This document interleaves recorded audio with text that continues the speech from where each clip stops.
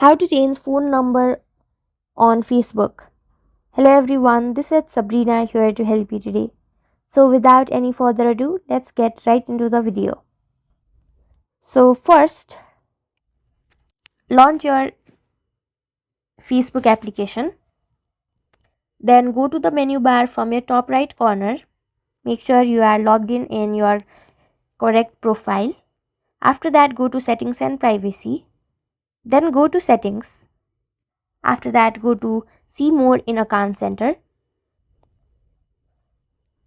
Now go to personal details, go to contact info, go to add new contact, select add mobile number, and then from here you will be able to add a mobile number and delete the existing one.